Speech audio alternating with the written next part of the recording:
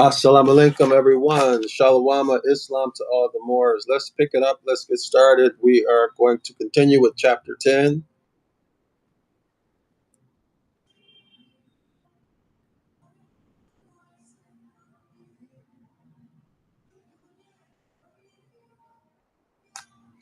So we're going to continue with chapter 10. Oops. So our textbook is, sorry guys. All right.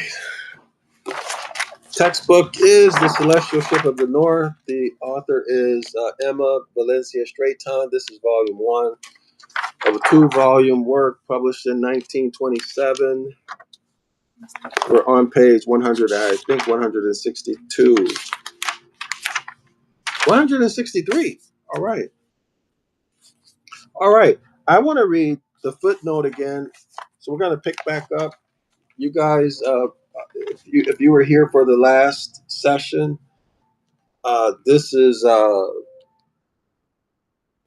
exciting page and even more exciting footnote. All right. So I'm going to start again with this footnote because I like it so much. Hold on a second. All right. Page 163. So 1 plus 6 is 7, and 7 plus 3 is 10. 10 is 9. 9, of course, is the Great Mother Typhoon, right? The uterus and the vaginal canal. All right. So let's see what's happening here again in the footnote. Footnote number 1. So El, the ancient pronunciation is Il, was the supreme deity of the Hebrews and a male. So this male traces back to Sut, the dog star in the southern celestial pole region, or the south celestial pole. So this is Sut, the dog star. This is the area of principles, the hour hand of the clock of destiny, and C. M. Bay tells us in his work, The Clock of Destiny, I believe it's volume 1, maybe page 30, 36, 37, somewhere around there. He says that Moors are the only supreme beings. Il was the supreme deity of the Hebrews and a male, son of the Great Mother, identified by the Greeks and Romans with Kronos, Saturn. Now, this is going into Greek mythology. Kronos, of course, means time. Saturn, of course, is the planet, right? And Saturn is involved with growth and development. Okay, a teacher. Okay, gives you lessons. Il is the worn down form of Hal, which is Hal or Har, equivalent to the Egyptians Mak, Heru, Makeru, or true voice, or true voice. Il or Al, that's Al. So both Il and Al are appellations that tied the Moors or moored the Moors to the Moorish Americans to the American land and identify us as the rightful heirs to the land, the heirs to all commerce, all resources, all commerce, all resources, and all land. Okay. Birthright or birthrights through inheritance, passed through bloodlines. So Il or Al, A-L, was the supreme god of the Babylonians. So there's another Al. Mentalism, the universe exists in the mind of the All. So A-L-L or A-L, it's the same, right? So you guys make the connections, okay? There is no other origin for the Hebrew Il. Il interchanges, listen, y'all, interchanges with the Sabian Baal, Strong's number 1180. So now we're going into the religious doctrines, their deities. So Baal in religious doctrine or religious lore is wickeded, right? But Baal is Taurus in the zodiac. Okay, so you guys see the remixes? Baal is actually, in fact, also YHWH. Just look up Baal or Baali in your Strong's lexicon. I think it's Strong's number H. H is for Hebrew, H 1180. And you'll see that Baal is a symbolical name for Jehovah or Yah, etc. Okay? Yah is a contracted form of Yahweh, Jehovah, Yahuwah, blah, blah, blah, blah, blah. All right? Baal Zubal, Baal Zebub. So you guys see here with these two where the great mother and her son Sut have been uh, cast in a negative light, right? Degraded and defamed, libeled and slandered. So these are terms that are used for the devil, and of course there is no devil, but in the Christian lore, the Christian dogmatic belief system, there is this character called a devil. Bar Sutek, Sutek, S-U-T E-K-H. So S-U-T, of course, would be Sut, right? And by the way, Bar as in barbarians, or as in Barbar, as in Berber, as in Tartar, Tartarus, the Tartarus Moors, the Berber Moors. Sut. Okay, y'all? Bar Typhoon. Bar Typhoon. Barbar, barbarians. Barbarous, Typhoon. Sut Typhoon. Do you guys see it? And by the way, let's go back up into the paragraph because I thought of something yesterday that I wanted to share with y'all. If I can find it really quickly, hold on. Sorry.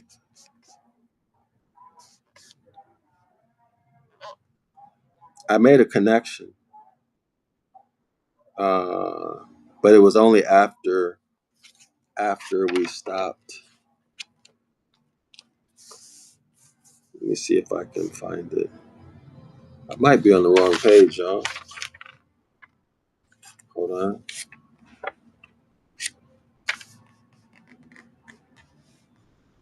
Give me 1 second. I want to bring this to your attention. I think I realized it this morning.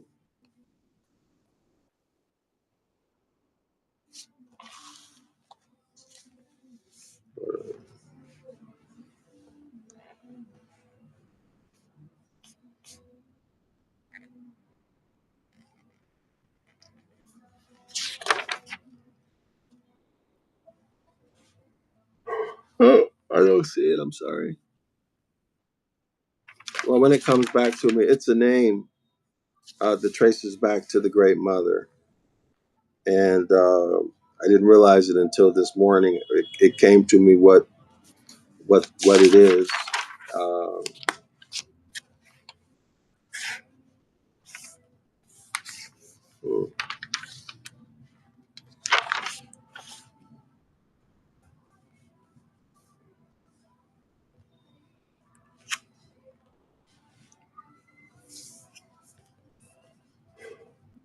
oh man, I probably should stop. I'm tired. Shoot.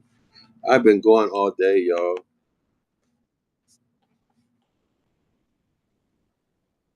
for the last 7 days, really nonstop. Give me 1 second. Man, this is it for me. It's worth it to.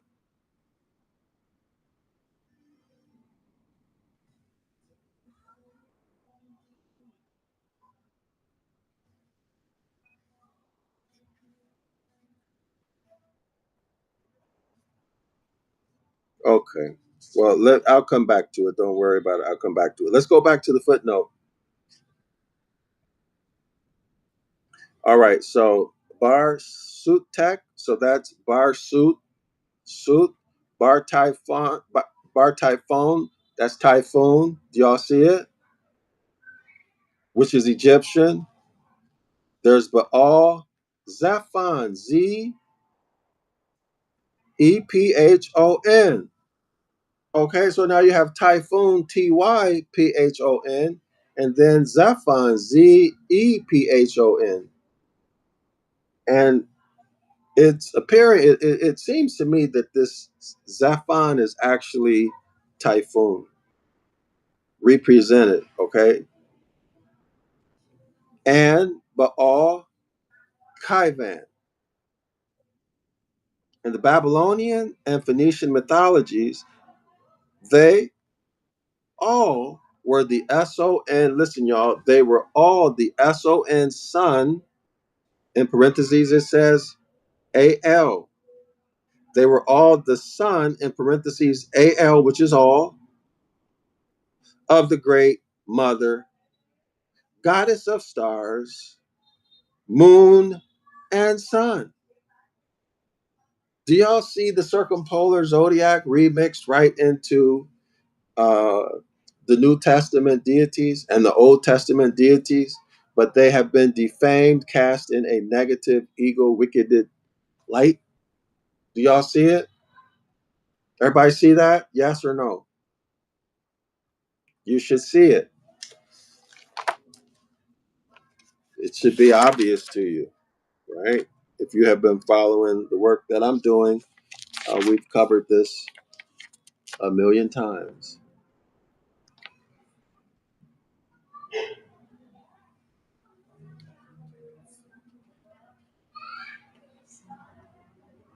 Go back to page 24, the middle paragraph, and you can see more on that, okay? About the casting out and the degradation of the Great Mother. And you're seeing an example of the casting out and the degradation of the Great Mother, the judgment, right, of the Great Mother and her son Sut. Now, let's take a look at this. It says, what we just read, it says here, the Great Mother, this is Typhon, Typhon, goddess of stars.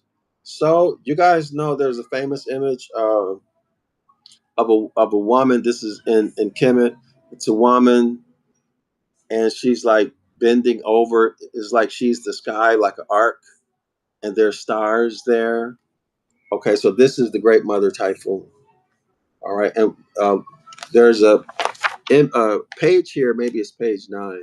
It talks about how she was bespangled with stars, and that's what it's talking about. The Great Mother was bespangled with stars. Okay, and of course, my opinion, yeah, actually on page 9, as Sias, she was bespangled with stars. That's what it's talking about. Y'all see that? So that would be heaven. Okay, so that is heaven. Okay, scholars, that is heaven. That's where the concept of heaven comes from. Is actually celestial, the Great Mother, right? And the blue, so it's a woman. She's bent over like an arc, and then underneath there's the earth. So that's Mother Earth, and then the arc above with the woman and stars everywhere, blue with the white stars. Uh, that's the celestial heavens, or the great abyss. And then, of course, the ship of the north, the celestial ship of the north, broods or sails over the celestial seas. Y'all, everybody understand that? So let's go back to page 163.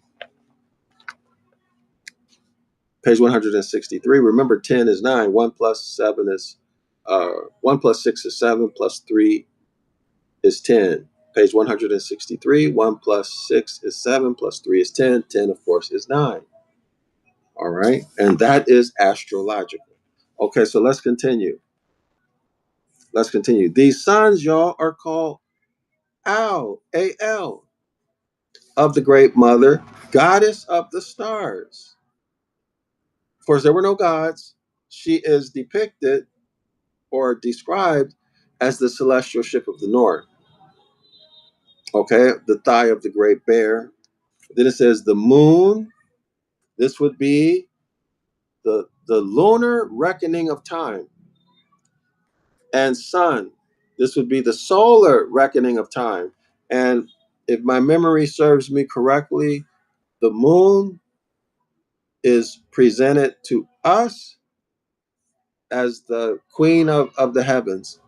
I believe that's it, as the queen of the heavens. But they all point back to the great mother typhoon. So with the SUN sun, of course, the SUN sun is the tetragrammaton, who in its initial rollout was feminine.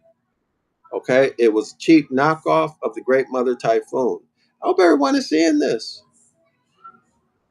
And the mysteries of Baal, Peor, and Bar Typhoon were the openers. Baal, Peor, see in scripture, these are demons, if I remember correctly, yes. The demon Baal of the city of Peor, or something like that.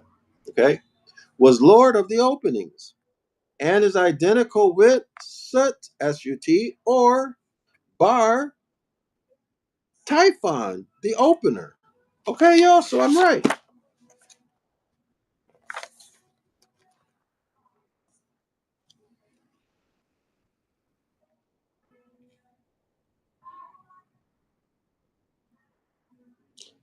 Okay, so it's becoming clearer and clearer and clearer that they have taken the circumpolar zodiac, taken the original zodiac,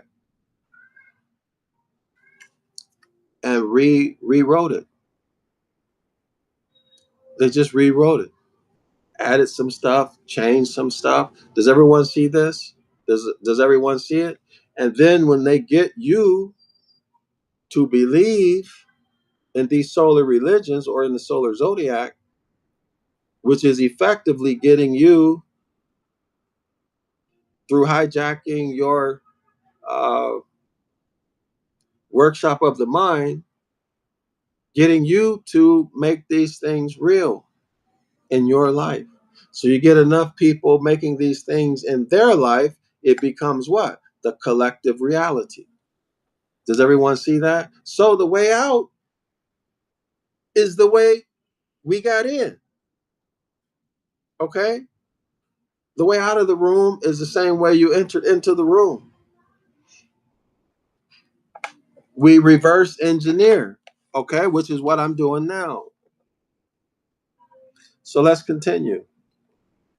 Kaivan is identified with the Hebrew Jehovah. El Shaddai, Adonai, Baal were all personifications of the SON son of the cult of Sut Typhoon, the first great mother. So these other ones that we went through, they're seconds and dirty thirds. Remember when we used to say that? I don't know if y'all used to say it, but where I'm from, we used to call it what was it? Sloppy seconds and dirty thirds. So somebody got first. I got first. You got sloppy seconds. The other one got dirty thirds.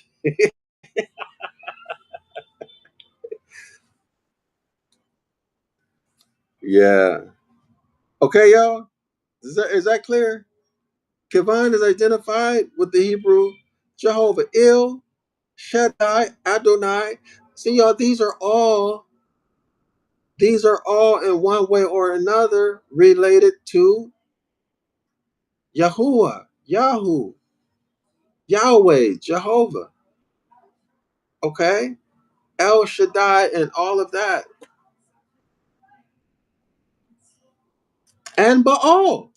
Go look at Hebrews 1180, H1180 in your Strong's lexicon. Lexicon only means dictionary. Okay, y'all, go look it up. It's going to tell you that Baal, Baali, is a symbolical name for Yah or the Tetragrammaton or Jehovah. It's going to tell you that. All right? They were all personifications of the sun, the S-O-N, son, of the cult of Sut Typhon. Now, who is the sun? The sun is Sut the dog star, the hour hand of the clock of destiny in the south or southern celestial pole region. That's the south celestial pole. That's principles. So what did they do? They took love, truth, peace, freedom, and justice, the highest principles of the universe, and reversed it, made them evil, wicked. Do y'all see it? Through the Hermetic law or the inappropriate or abusive use of the Hermetic law of polarity. They just flipped it. Okay, y'all? Now what is actually black becomes white. Sunlight. You get this out of volume 2 of the Celestial Ship of the North and others. The light reflected from the stars is not actually light that the stars are producing. It's reflected darkness, reflected rays of the darkness. And the sunlight that we see, according to this author in volume 2, is not the sunlight that we think it is, but it is reflected darkness. Yes, it's reflected darkness coming from the what is the term that they use for the sun?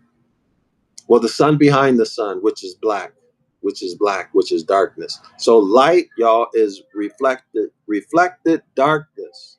So they just flipped it through the Hermetic law of polarity. Okay. Now, why are they using the Hermetic laws in all of this?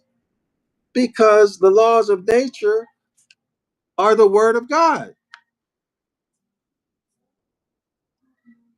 And if you understand the word of God, and of course, y'all know that God is, uh, I'm using it connotatively, then that means you can do God stuff, right? Because you understand how the universe works.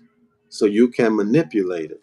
Okay, y'all? So, anyway, let's go back and read the paragraph above this footnote on page 163. The name Israel derived from Il, and then that's where we get the footnote Il. Il was the supreme deity of the Hebrews and a male. All right, y'all? And a male. Okay? So the name of Israel, which is Isis, Ra, and El, derived from Il, the Lord. If you want to know what Isis, Ra, and El, if you want to know more about that, watch the video I did just before this one. All right. So the Lord, Il is the Lord, as in landlord, belongs to the celestial 10 tribe. That celestial 10 tribe, Il, traces back to Jacob. Now, guess what, y'all? Guess what Jacob traces back to? Jacob. Jacob. Jacob traces back to, of course, the great I am. The great I am is actually the fires or the fire in the sky, the stars. I'm getting this right out of the devil's pulpit. Jacob, Jacob, okay, traces back to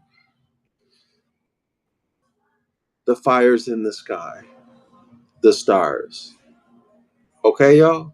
This is the great I am. And the great I am traces back to the fires in the skies. I'm gonna maybe next time I'll go. I went through it several classes ago. Maybe I'll go back through it again because it would be very appropriate right here. All right, so the name Israel derived from Il, the Lord, as in landlord. So we are landlords, Moors. Belongs to the celestial 10 tribes. The celestial 10 tribes trace back to Jacob of the 7 stars that make up the thigh of the Great Bear, which is today called the Big Dipper, in the larger constellation called Ursa Major. Those are the 7 stars. The 7 stars revolve around the pole star, making a 360-degree circle, which is divided into 10 regions. So now we have Jacob of the 7 stars that revolve in a circle around the pole star that created the first moment of time. Okay? Of the 10 regions of the circle. All right, y'all. 10 regions, and those regions can be considered each a degree. Okay? And then the 10 regions or degrees were further divided into 70 regions or 70 degrees. All right, y'all? And then that's talking about the celestial autochthonous Moors. Okay, y'all? Who have their origin in Mitzur, the 2nd star of the handle of the Great Bear, who enter into the 4 stars that make up the Dipper of the Big Dipper, and they exit out the door, or which is the celestial womb, the genetrix, the gynomatrix. And then they come to the earth, interact with the soil, and become flesh. Man is thought made manifest from the flesh, and thought, of course, is the activity of the mind, the Hermetic law of mentalism. You heard? Everyone see that? Now, these are the autochthonous Moors. The autochthonous, Genesis chapter 2, Sabian Moors. And then Jacob gets replaced with Israel of the 12.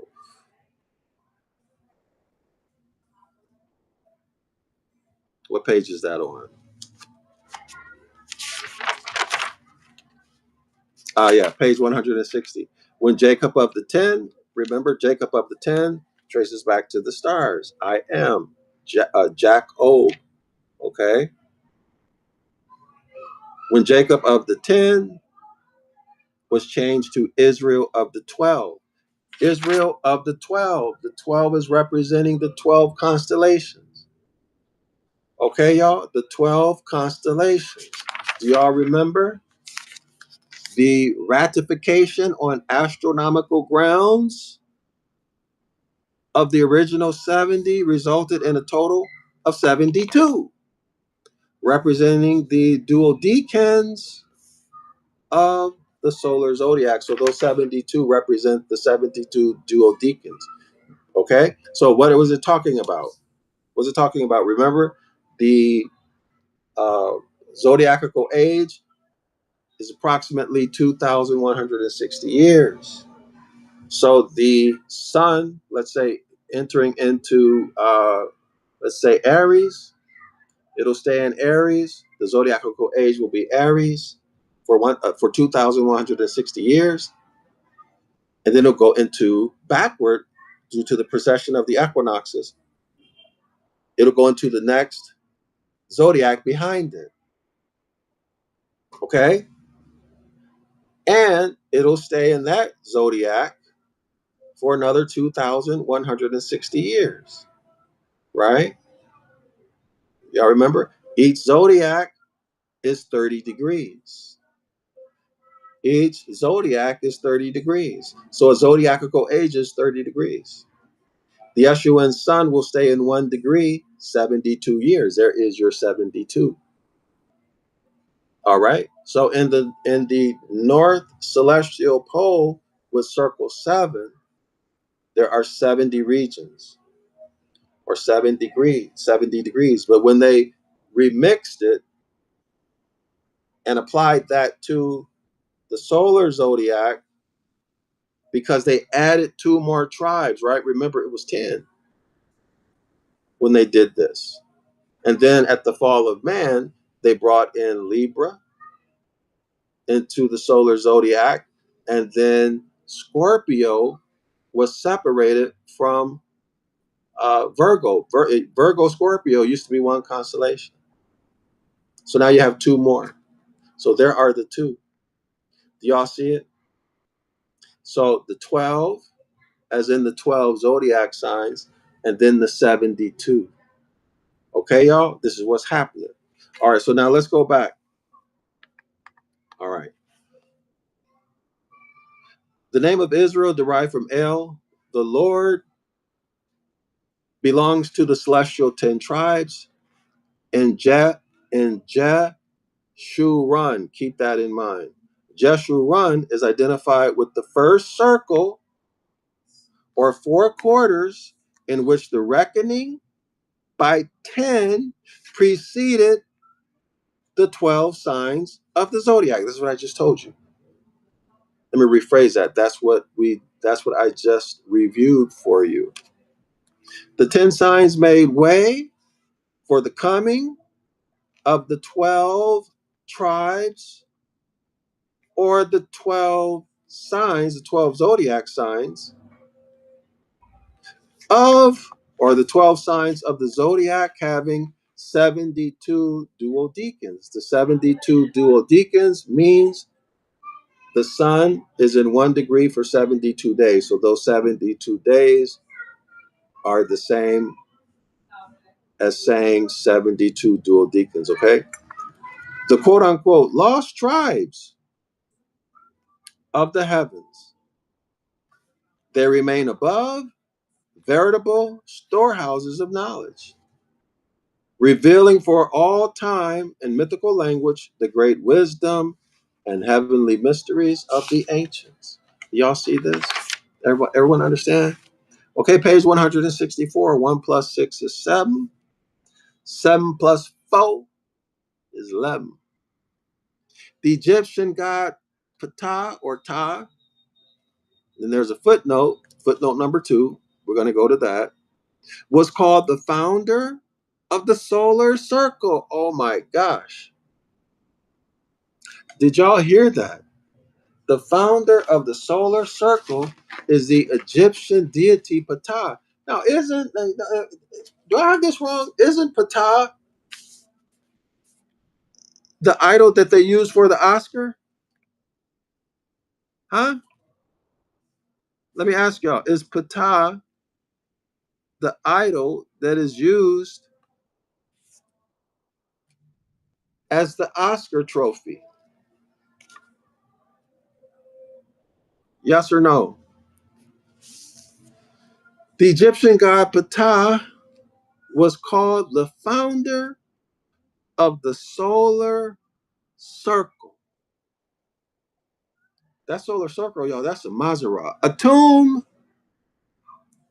tomb,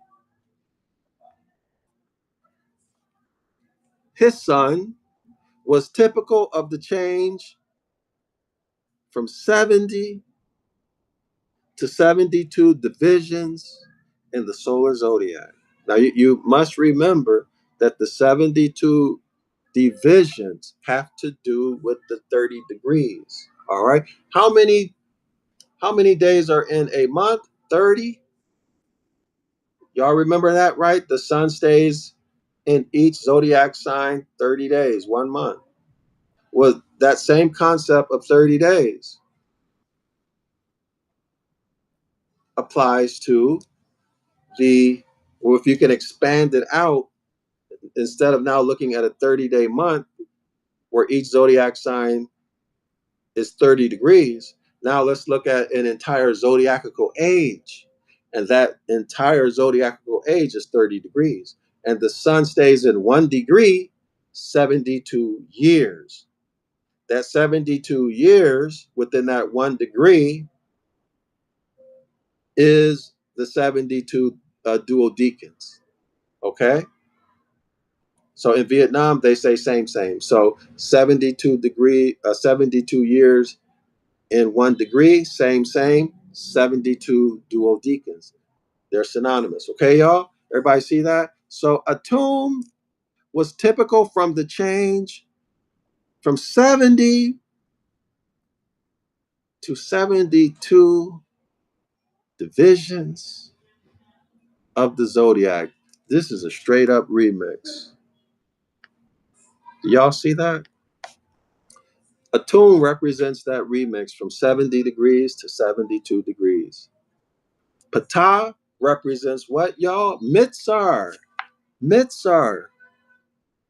Mitsar, the second star in the handle of the Great Bear, is Mitsar, which is where the word Maserat is derived from, which is where the autochthonous Moors in their celestial phase originate. Everybody understand that? This is profound. So Ptah is a remix of Mitsar in the solar zodiac projection. Ain't that about nothing? Ptah is the founder. Ptah, rather, is called the founder of the solar zodiac projection, of course. This is the Maserat. All right, Maserat.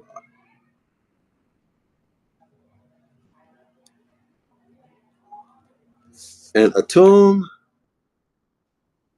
is Ptah's son, who is typical or was typical from the change from 70 to 72 duodecans, from 70 degrees to 70 duodecans.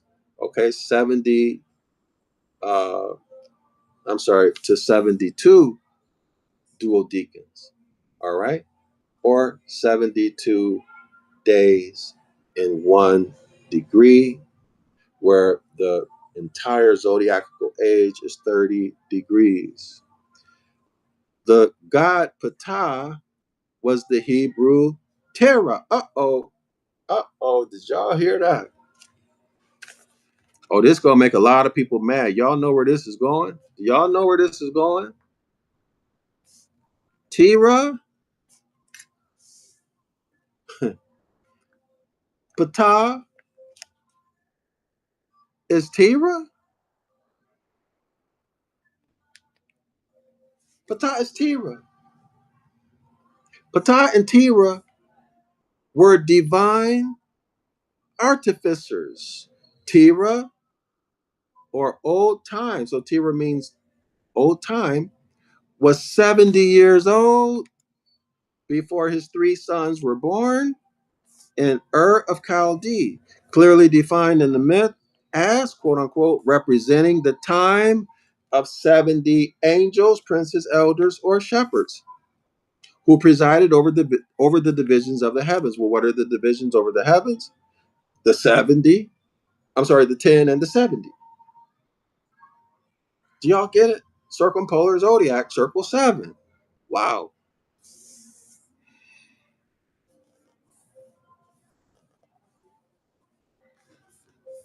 Who presided over the divisions of the heaven as the 70 years of Terah before the birth of Abraham. Here's the footnote. Footnote number 2. The first form of Khafre Ra, of course, Ra is the sun, right? Sun god, is Ptah. Wow. The first form of Khafre Ra is Ptah. Wow. Now remember, Ptah was called the founder of the solar circle. The first form of Khafre Ra is Ptah. Ptah was the image maker of the gods. He was the potter who shaped the vase rather, Vase. He was the potter who shaped the vase that contained the seeds of all living. So now here's the great mother Typhoon, the celestial ship of the north, where inside of it is contained all of the DNA blueprints or germs of life. Okay, y'all? The vase being always a feminine symbol. Ptah formed the circle of the SUN sun or solar zodiac. Y'all see they just remixed this whole thing. They just remixed this to produce what we call the solar zodiac. Well, you can't make this stuff up. I want to show y'all something.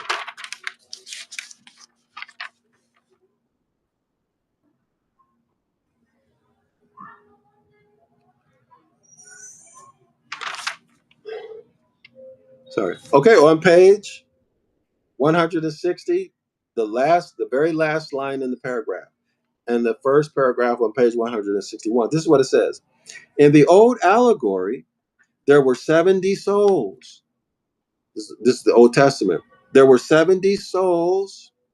Of course, there is no such thing as an SOUL, but there are SOLs, which are suns or stars. Soul in Latin. Okay? The Catholics came up with this SOUL. So there were 70 souls or celestial bodies. Celestial bodies either has to be a planet or a star, right? And these are stars because it's SOL. Okay? And we're in the North Celestial Pole. These are stars. All right? So there were 70 souls of celestial bodies, appointed watchers and timekeepers in the heaven of the 70 divisions or degrees that preceded the 72 divisions or degrees or the 72 duodecans. The sun remains in 1 degree for 72 years. And these 72 years are also called duodecans. Okay? One duodecan, two duodecans, 72 duodecans. Everybody see that? So there we have it. The first mention of the name Israel, Isis, Ra'el is found in the 33rd chapter of Genesis. 33. Y'all know what 33 is? Listen to this. And remember, a zodiacal age is 30 degrees, right? A zodiacal age is 30 degrees. So a 30-degree zodiacal age is 2,160 years or thereabout, right? Right? Well, let's see. 2 plus 1 is 3. Well, 2,160 years. 2 plus 1 is 3, plus 6 is 9, plus 0 is 9, which is the great mother typhoon, feminine. Ha ha ha ha. Oh, so that zodiacal age is 30 degrees. Well, the sun stays in, let's say, within a zodiacal age on a 24-hour basis, like a 1 year, let's say a 1 year basis of time. The sun will stay in each zodiac for 30 days. 30 days, same 30 degrees. Okay? The same as 30 degrees. Do y'all see it? So the sun is itself 3 degrees. So when the sun enters into a zodiac sign, it passes through each day, 1 degree per day. It exits that zodiac sign at 30 degrees, and the sun itself is 3 degrees. So 30 plus 3, 33 degrees. JC begins his ministry at 30 degrees and ends it at JC begins his ministry at 30 years old and ends at 33. So he begins his ministry when he first enters into the month or the zodiac sign. Stays there for 30 degrees, which is 33 days, right? Or he stays there 33 days, he stays there 30 days, which is 30 degrees. And then when the sun exits, you have 30 degrees plus the 3 degrees of the sun, which is, which is 33 degrees. Y'all see it? That's what's happening here. 33. Purely Masonic. Okay, so Israel, Isis, Ra, and Il is found for the first time in the 33rd chapter of Genesis, where we find Jacob, Jacob. Remember we talked about that.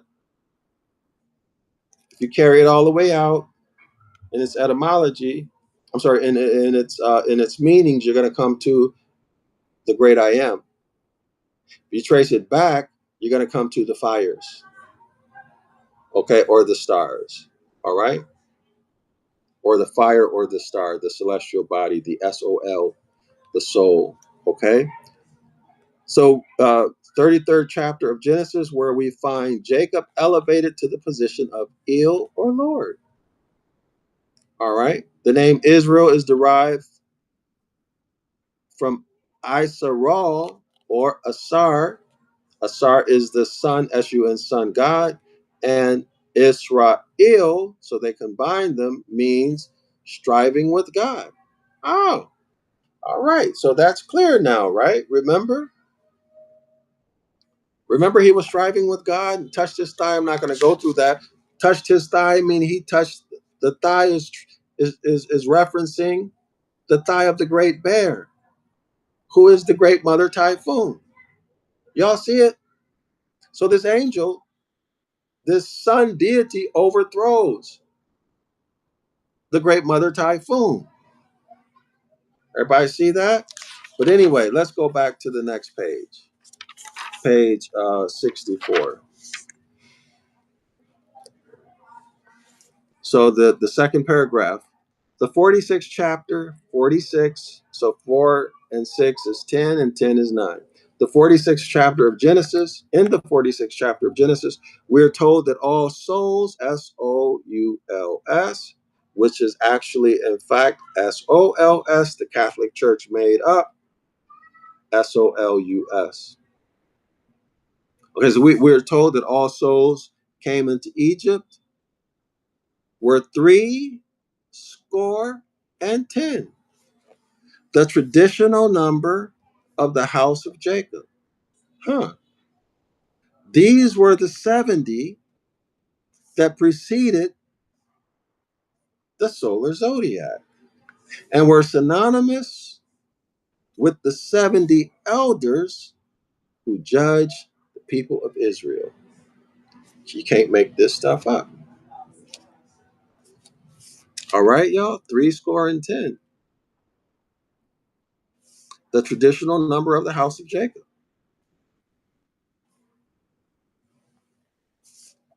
These were the 70 that preceded the solar zodiac. All right. So I've reviewed this so much that y'all should know that as soon as you hear it, boom, it should be obvious, right? And what's synonymous with the 70 elders? How about that, y'all? What's synonymous with the 70 elders who judged the people of Israel? Okay, so now here we are back to Terah. Terah was the father of the fathers of Israel, Isis, Ra, and El, Abraham, Isaac, and Jacob, whose children were to swarm in multitude, numerous as the stars of heaven or the sands of the sea. And with his 12 sons, went into Egypt and, quote unquote, grew into a multitude 2 million strong. The Egyptian god Ptah, P-T-A-H, was also called the father of the fathers of the gods. So there we have the parallel. There we have the parallel with Ptah and Terah. Okay, so these are parallel stories. They align.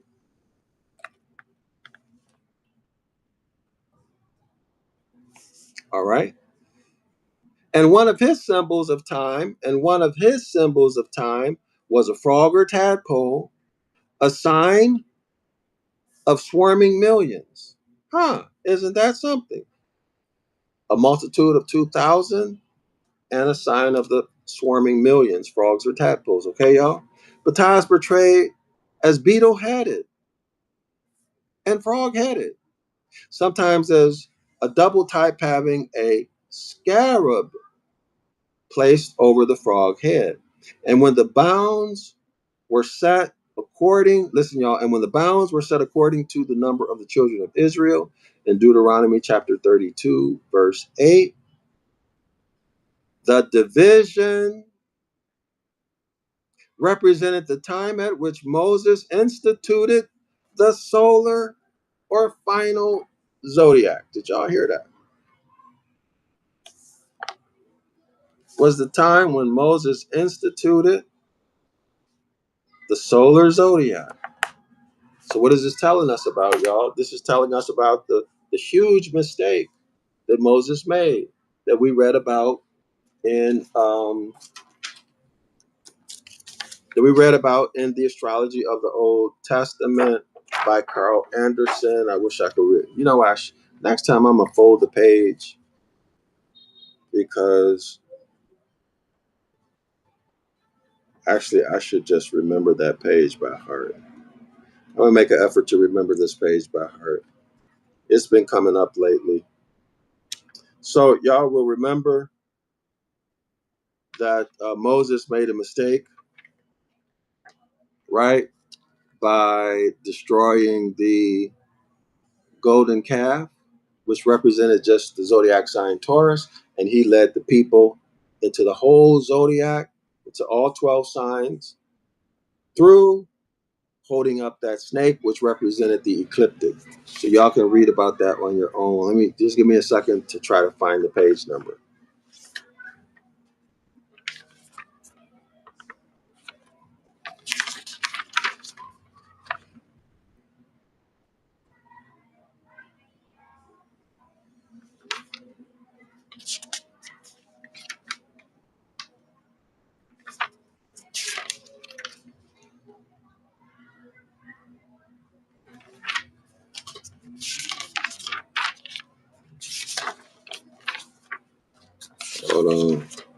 Hold on, wait a minute.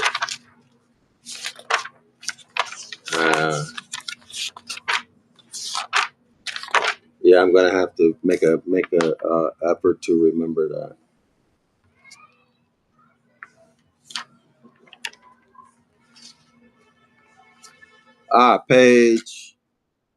Page 38.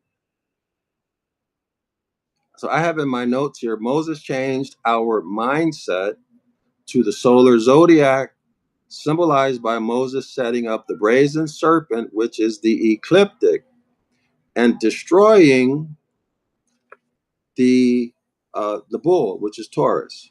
All right. So this is a story about the brazen serpent.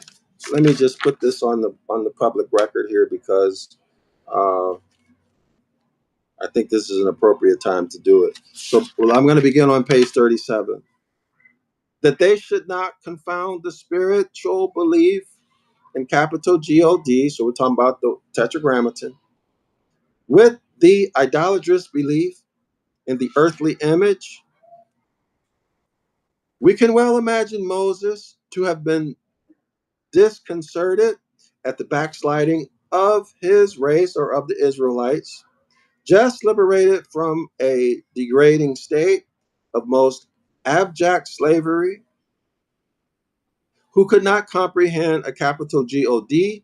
They could not see, absolutely not, because it didn't exist at that time. These external gods did not exist, y'all, until the Solarites brought them in. Okay?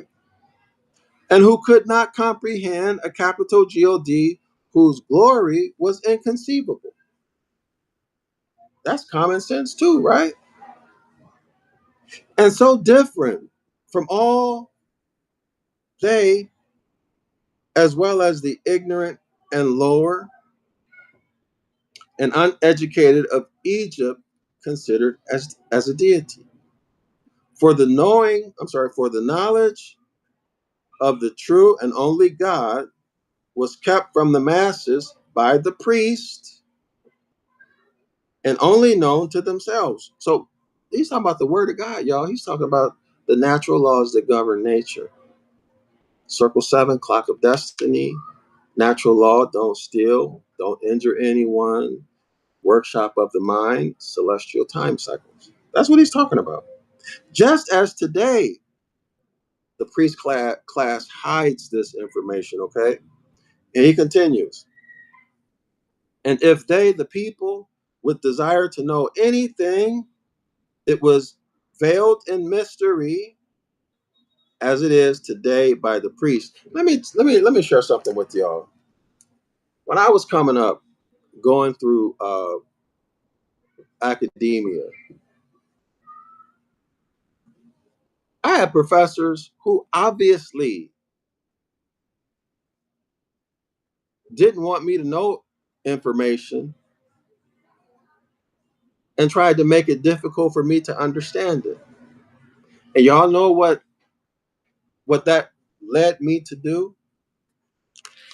Because they would either give a confusing explanation or not mention it in enough detail or try to confuse me. Later on, I found out that these professors, they were having the other students who didn't look anything like me, meeting with them in his office and having coffee and lunches and dinner together. And I'm ass out. Yeah. This is what I just read reminded me of. It says here, where is it? Where is that? Oh, okay. So if they, the people, I'm talking about the, let's say the professors these days. So let's say me, if I want to know anything, it was veiled in mystery today by the,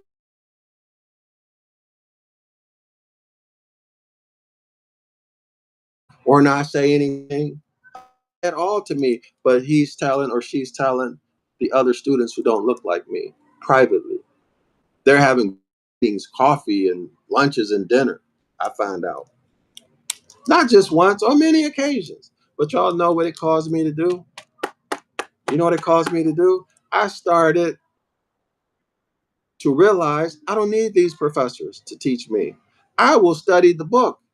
If it takes me 24 hours in a day, every day of the year, I will study that book.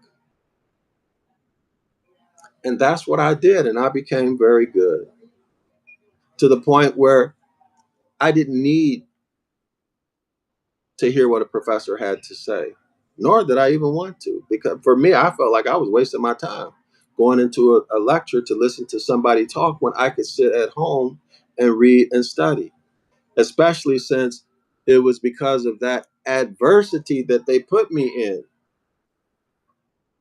that I learned how to study. I learned how to analyze a chapter in the book without reading the whole chapter first. Mastered it. Mastered it. And I teach my students, I don't teach them everything because I don't have enough time, but I teach them how to look at a chapter, what to study, how to make life easier on themselves. Yeah, I tell y'all, I'll tell you something right now.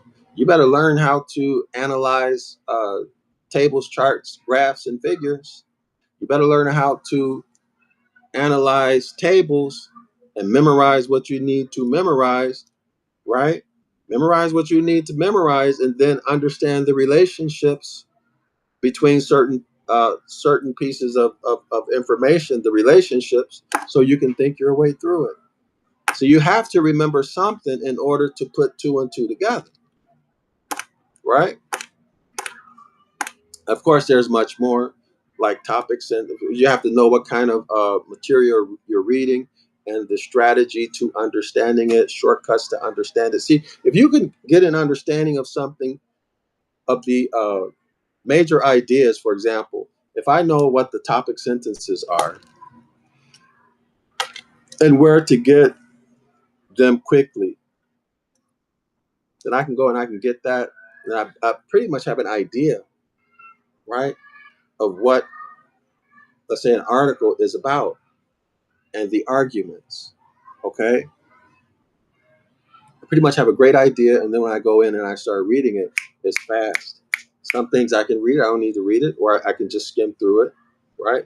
There's a lot of strategies you can use when you study, but it's this kind of situation that forced me to develop uh, these insights and skills. All right. But anyway, let's keep going. Yet Moses, after all his commandments, I don't know if he's talking about the Ten Commandments here or all of these other 600 and how many other ones that they allege that he did, which is all BS. Made a sad and contradictory mistake in the example he gave by setting up the brazen serpent. Now, this brazen serpent represents the ecliptic, okay, y'all? Instead of the molten golden calf represented the zodiac sign Taurus, or the zodiacal age of Taurus. It's golden because the sun was in Taurus. So in other words, when you go outside at about 5 to 5:30 in the morning, or thereabout, 5 a.m. to 5:45, something like that every morning, look to the east gate.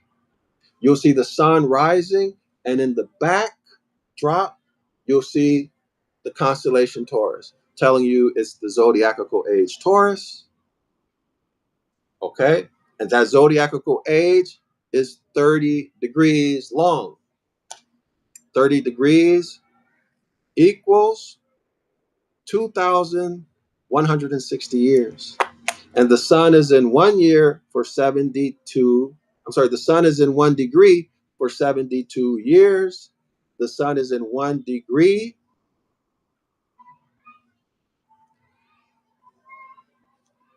How can I say it? That 1 degree is 72 duodecans. Okay? Y'all got it? So let's continue. For after imposing upon their superstitions by giving as a literal commandment from capital HIM, so that's from YHWH, who dwelleth all AL, y'all. AL, we just read about in the footnote on page 1. We just read about all on page 163 in the celestial ship of the north, all in ill. Who dwelleth all hyphen 1. So let me spell it for you. AL-ONE. And then in parentheses, it has ON, the city of the sun, Heliopolis, right? The only God. Let me show y'all this. Okay, so correlate this to footnote 1 that we just went over. Here's all. All right. Oh, hold on. All right. So who dwelleth? Let me start again. By giving as a literal commandment from him who dwelleth all one, AL-1, all one, in parentheses, on the only God, namely that there should not be an image or likeness made of anything. Listen, y'all. In heaven above, or earth beneath, or the waters under the earth, to bow down to and worship. He simply destroyed the sign of the bull and gave the entire zodiac or circle of animals. And as I always tell y'all, whenever we come through this circle of animals, or kingdom. When JC prayed about God's kingdom traces back to animals. Our Father who art in heaven, hallowed be thy name. Holy be thy name. Glorious be thy name. Right? Shiny be thy name. Let your kingdom come. Let your circle of animals come. Now, do you understand? This is in Matthew chapter 6, verse what, y'all? Is it Matthew chapter 6, verse 9? Let me check it. What does 6 represent? What does 6 represent? 6 represents the testicles and the penis. What does 9 represent? The uterus and the vaginal canal. 6 and 9. Matthew chapter, is it chapter 6, verse 9, y'all? Let me check it. I forgot. Hold on.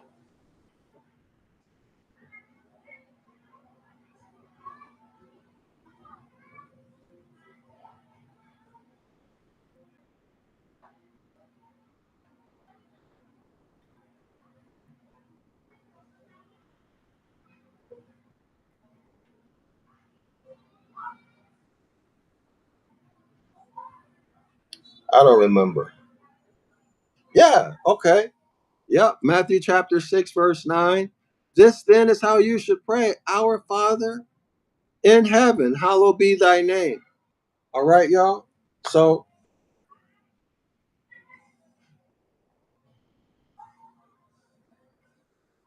you can't make this stuff up. Matthew chapter 6. Oh, Matthew chapter 6, verse 10. My bad. Hold on.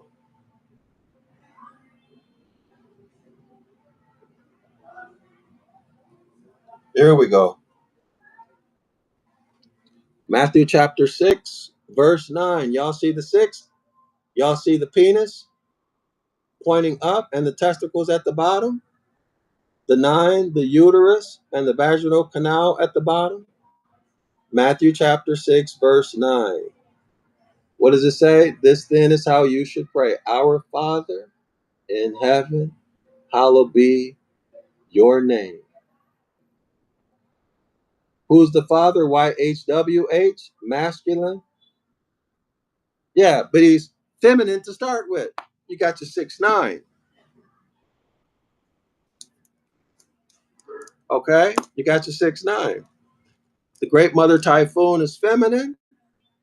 6, the Hermetic law of gender, right? And then the masculine end of gender would be the 9, 6'9". Does everyone see this? All right. So let's continue.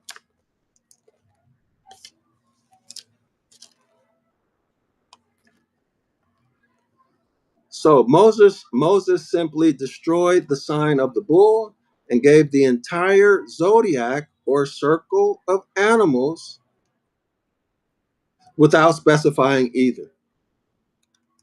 For the brazen serpent represented and was the ecliptic or the path of the sun. Y'all see that? The path of the sun, the apparent path of the sun, and of course the constellations are behind the sun. Okay, are behind the sun. So the constellations are the backdrop. All right, does everyone see that? So still, he continued with the cherubim. So Moses kept the cherubim because they are fixed and all and unalterable signs. Y'all see what's happening? An editor came in.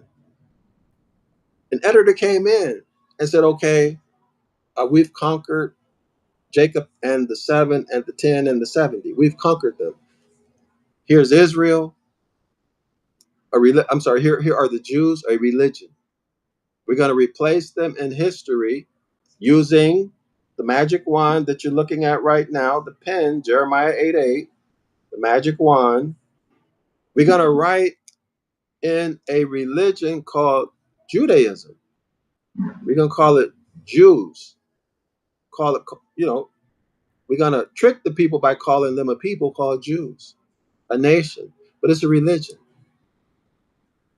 Everybody see it? Everybody see it? And then we're going to give them a whole new zodiac called the solar zodiac, which is a remix of of the Great Mother Typhoon, the circumpolar zodiac. Y'all see this? Still, he continued with the cherubim. And guess what, y'all? Cherubim are what? Serpents. Serpents with wings. Right, because you have the serpent mother, right? The serpent mother and her children, the serpent. And it's my opinion that these are the so-called reptilians who are deified. These is none but autochthonous Moors. And they have been uh, remixed into mythology to make you afraid of them, okay? And to cause confusion.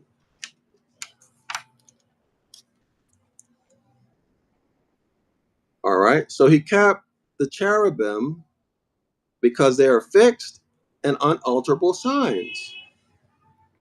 So do the chapter Freemasons today.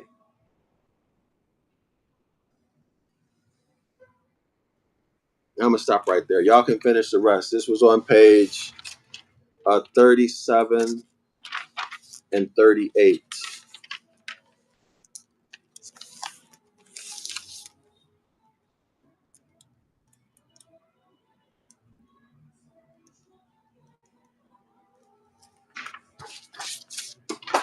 Okay, let's go back to the celestial ship of the north. We're talking about Tira. Okay, so we're on the second paragraph, about the second sentence down. Quote unquote, Tira was the father of the fathers of Israel. We already read that. Okay, so we're toward the bottom. Uh, and when the bounds were set according to the number of the children of Israel, which is Deuteronomy 32, verse 8, the division represented the time at which Moses instituted the solar or final zodiac. We just read about that, y'all. We just read about that, okay? In page 37 and 38 of the Astrology of the Old Testament, or the Lost Word Regained, published in 1892 by Carl Anderson. This is where y'all, this is what you need to look if you want to read more on that. That's it, page 37 and 38. All right, and of course, the Lost Word is astrology, and the laws that undergird or underpin astrology or the universe are the Hermetic laws, the laws of nature, if you want to talk about all of them. That's the word of God. All right. So now let's continue. The 12 tribes received his blessing, its bestowal being the last act of his life. Genesis chapter, I think this is 49. Moses was king, Genesis XLIX. Moses was king in Jeshurun at the gathering of the tribes. Jeshurun was the celestial four quarters of the heavens.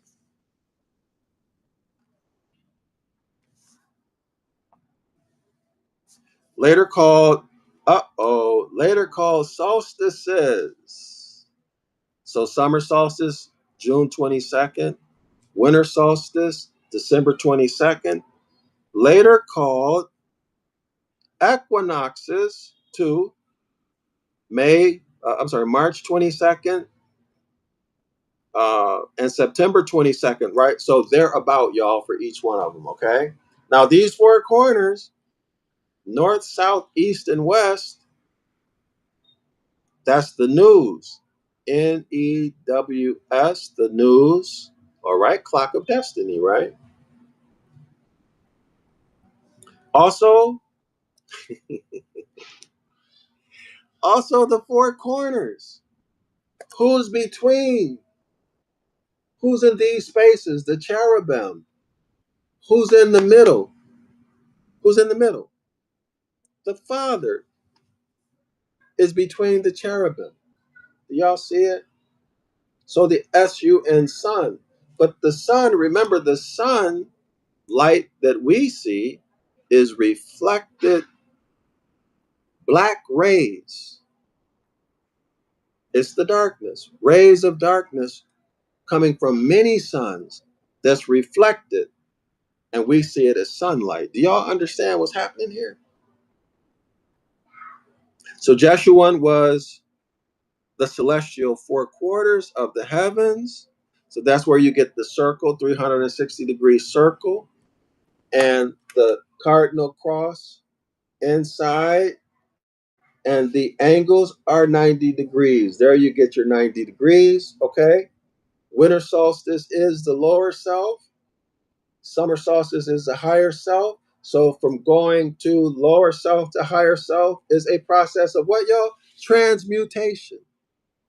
The Hermetic law of polarity. You must transmute from the higher self, from the lower self, the devil and Satan and religion, right? The evil, the wickedness. You must transmute to the higher self, which is the Christ. This is in the solar zodiac projection. Okay, y'all, everybody see what's happening? Now, these four corners are a remix of the four corners that make up the dipper of the Big Dipper, which is the thigh of the Great Bear. The dipper is the genitrix. Oh, it's birthplace. Oh, you're born again. You stop sinning. You dirty, rotten, SOB, no good bastard. You stop sinning. You're born again. Okay, y'all? Born again. Again, the cardinal points, the cardinal points are a remix of the four stars that make up the dipper of the Big Dipper, which is the thigh of the Great Bear. All right? This Great Bear is Ursa Major. The thigh of the Great Bear, the dipper of the Big Dipper, those four stars are called the four corners of the world. Okay? And you see this in civics as the four corners on your writs. All right? Okay, y'all? Now let's continue. Talking about Jeshurun and the celestial four quarters, later called the solstices and equinoxes, and representing the sacred animals of the zodiac. The bull, the golden calf, Baal. Taurus, the bull, Ezekiel chapter 1, I think it's Revelation chapter 4, the four living creatures. Okay, representing the bull. So what are we, y'all? So this is the traditional Christian cross. If we rotate it, now what do we get? We get the Ta cross, the Phoenician Canaanite Ta cross. This is why you see the pharaohs standing like this. Okay, y'all? All right? You see the pharaohs like this. Okay? Making the cross. That's how we see them. They have a staff in one hand, and I forgot what's in the other. Right? Then they have the long beard and what? The rays. They have the headdress with the yellow, blue, whatever the colors are. These are rays, sun rays, light rays. The angles of light, the angels. Oh, and the beard, the beard is the reflected sun walking on water. I have that in my 101 Ancient Ibaryath class. But you must remember, what we perceive as light is actually blackness, darkness, okay? Absolute darkness being reflected off of what we call stars, and we perceive it as sunlight. Okay? So now, the author says here concerning Jeshurun, which are the four celestial corners of the heavens, later called the solstices and equinoxes, and representing the sacred animals of the zodiac. Which ones, y'all? The bull, the lion, so the head of a bull, the head of a lion, the head of a bird, Scorpio, head of eagle, right? And then the head of a man, Aquarius, the Phoenician Ta cross. All right. Quote unquote. There was none like unto capital God of Jeshurun, the god of the four corners of the heaven. There is none unlike, there is none like unto the God of Jeshurun, which would be the four corners, the cardinal points, the solstices, and the equinoxes. Okay, y'all? Which are the four living creatures in scripture that we just talked about, or those who are those four zodiacs.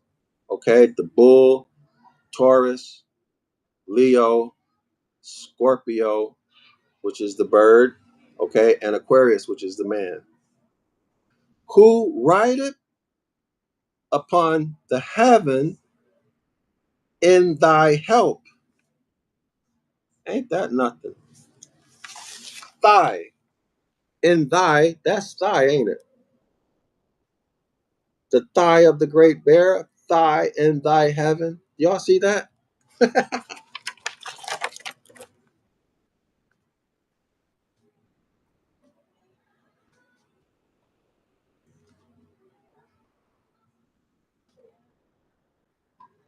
Okay. And in his excellency on the sky. This is Deuteronomy chapter 33. Can't make this up. Verse 26. Also, quote unquote, sing unto God, sing praises to his name, extol him that rideth upon the heaven by his name. What's the key phrase here? Rideth. Let's go back to page 164. There is none like unto the God of Yeshurun who rideth upon the heaven. Y'all, who rides upon the heavens? Isn't it the celestial ship of the north that rides upon the heavens? Isn't it the celestial ship of the north that broods over the celestial seas?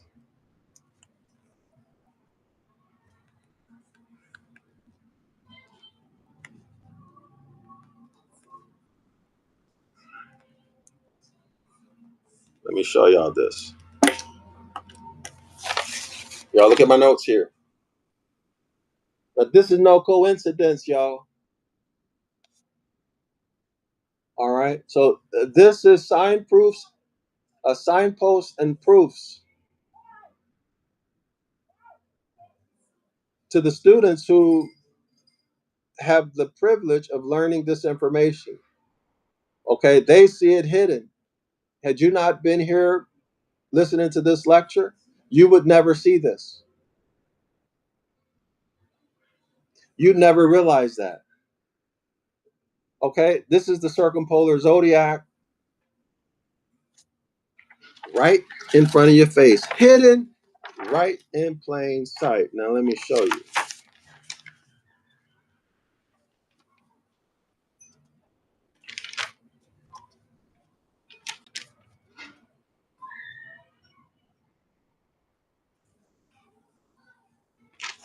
Here we are. So let's see what we can get on page 100. So now I'm on page 11. Is this page 11? Y'all, what's page 11? Page 11 would be the equinoctial points. The spring or vernal equinox and the fall or autumn equinox. Let's just start at the top. Four corners or four cardinal points. The zodiac was given as a human female figure. This is the Great Mother Typhoon. And upon this, the astrological chart was founded. A tomb. The first Adam is called the Book of the Dead, the Mother Goddess of Time. All beginnings were founded on the feminine. Listen, y'all. The constellation of the Great Bear was known as the Typhonian Thigh, the thigh of the north, the birthplace of the beginning among the stars.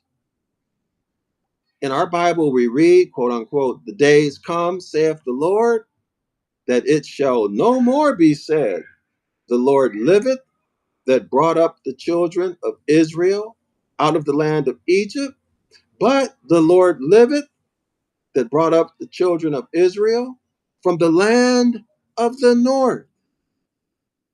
The original mother Typhoon, quote unquote, lady of the heavens, was mother of the male child known as Sut, S-U-T. This is Sut the dog star in the south. Sut the hour hand of the clock of destiny, who grew up to be her consort. I'm going to give y'all this. I didn't intend on it, but I'm going to give it to you again. Who grew up to be her consort. Today they would say husband. Listen, y'all, who grew up to be her husband, her consort, and who eventually became his own father. Now we're standing right at the doorstep of the introduction of YHWH. Grew up to become his own father. Sut eventually became his own father in the character of the generator. Do y'all see? This is YHWH. Being called a generator. Why? Why is it being called a generator? Well, because the great mother, who in this case, according to this story, mythological or celestial story, her son Sut, who has no father, so therefore he is the son of a widow, he is a fatherless boy, a fatherless child, grows up, becomes his own mother's husband. They knock boots, they have a baby, and this baby becomes his own father. Baby is born. Now the baby, which is a male child, well, it's actually a female child, the baby born becomes Sut's father. That's crazy, right? It's also incestuous. It's also impossible. But this is a celestial story. And now he becomes called the generator. Why? Well, because the great mother is the genetrix, the gynomatrix. So the mother has the womb. This uh, this new child who becomes Sut's father doesn't have a womb, so they call him a generator in preparation for introducing YHWH as a man, a father. So he becomes a generator or creator. Do y'all see it? Because he doesn't have a womb to give birth. So let's do it again. The original mother, Typhoon, lady of the heavens, was mother of the male child known as Sut, who grew up to become her consort, who grew up to become her husband, and who eventually became his own father. Sut eventually became his own father in the character of the generator, in the character of the generator. In the celestial story, the character of the generator. Quote unquote, the oldest permutation known in theogony became apparent at this point, which is that of the son becoming his own father, and the mother being generated by the son. Did y'all hear that? And the mother being generated by the son. You can't make this up.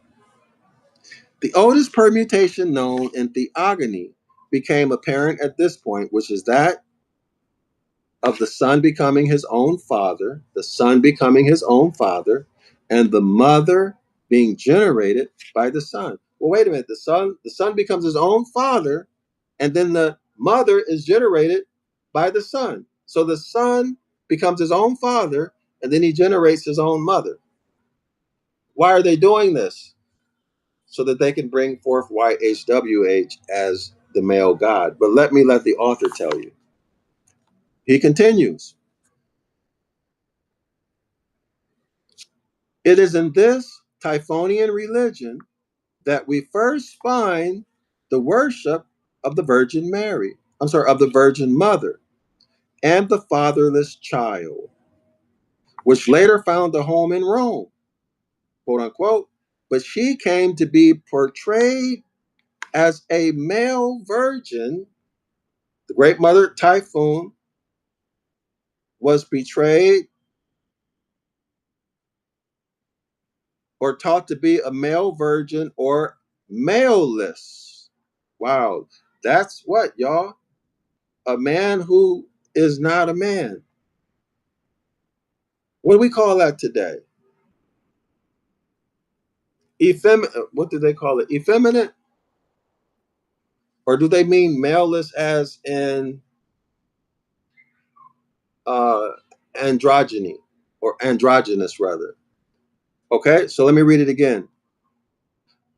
But she, the great mother Typhoon, came to be portrayed, that is, portrayed by the Romans as a male virgin or maleless to indicate, here it is, to indicate the begetting or creating power on the way towards the final fatherhood. Let me rephrase it in simple terms. They did this to overthrow the mother, to elevate the father over the mother, which is unnatural. Okay? In other words, to kill the matriarchy and raise up into preeminence the patriarchy.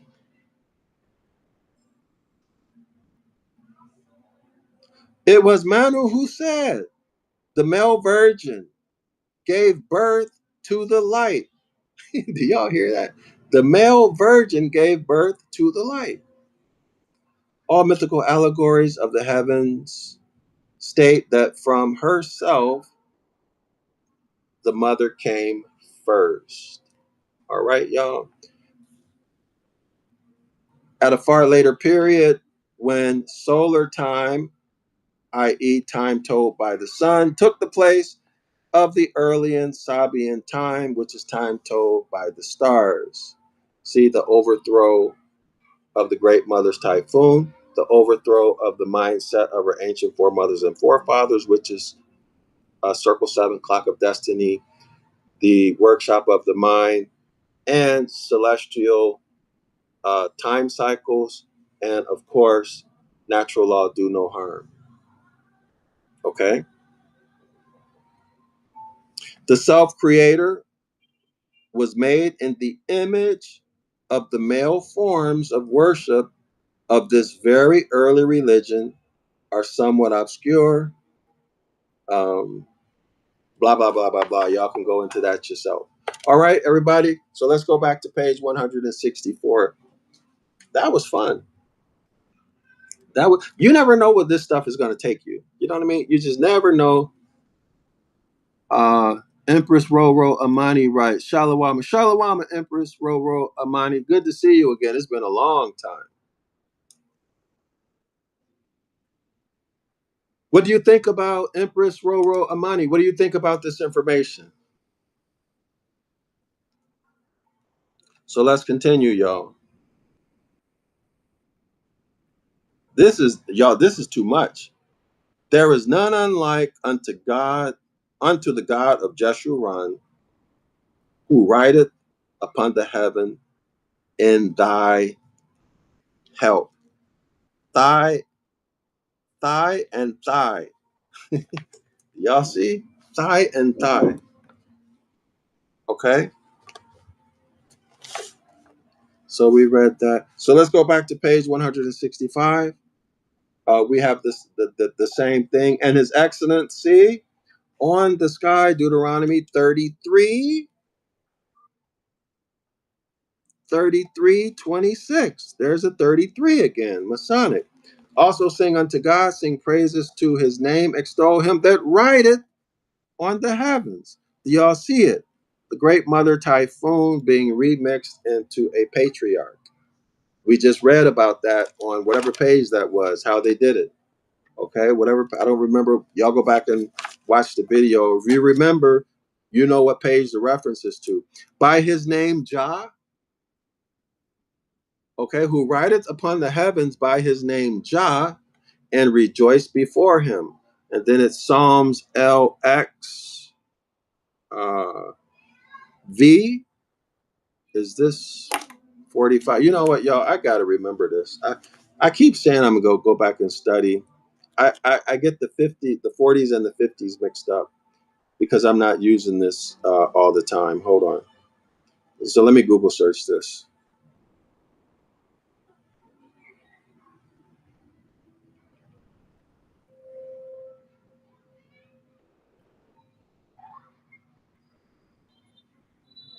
Give me 1 second. Sometimes I get tired of forgetting. And of course, they don't have it on this one. Hold on. I Dang it. Hold on. All right. So 40 is XL, 60 is LX. So what are we looking at here? Okay, LX is 60. So this is Psalm 68. Okay, y'all. This is Psalm 68. LX is 60. So this is Psalm 68, verse. Wait. So LX is 60. I'm sorry, 58. Psalms 58. Psalms 58, verse 4. Okay, y'all? Psalms 58, verse 4. So LX is 60 and XL is 40. Okay. And then, of course, 100 is C. All right. You know what? I'm just going to remember 50 is L. 50 is L. So if you add an X, that would be 60. So LX is 60. LXX is 70. LXXX is 80. And then 90 is XC. XC. So I understand that. XC, it would be C minus X, or 100 minus 10 is 90. All right. All right. So I got it. Which is that's the same as 10x. So 9 is 1x, which is 10 minus 9. 10 minus 1 is 9. All right, y'all. So there's our review for Roman numerals. So the God of Jeshurun,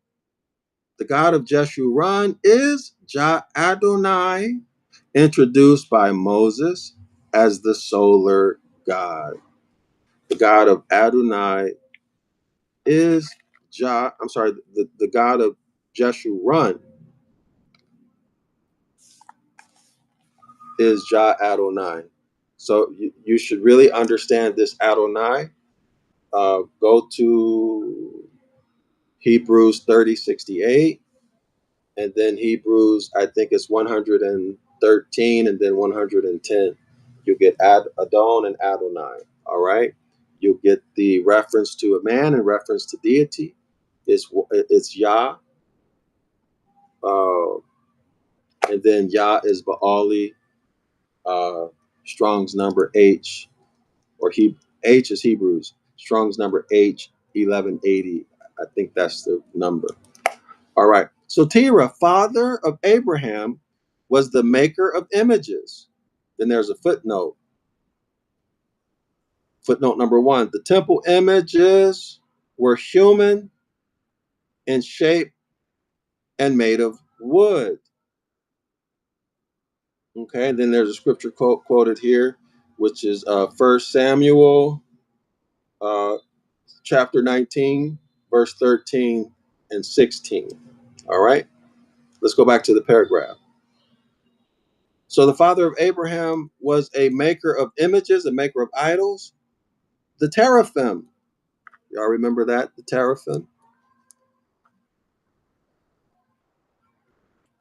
Time in Egypt is ter. Time in Egypt is ter, as in Terah, Tira, okay? A name given to Khepri, Khepr, the beetle. So this is the name that's given. Wow. Ap, AP, is likewise a name of the beetle and the frog. Uh-oh. App sounds like apis to me, y'all. So it's probably a combination or compound word AP and IS. If it's IS, it would be ISIS.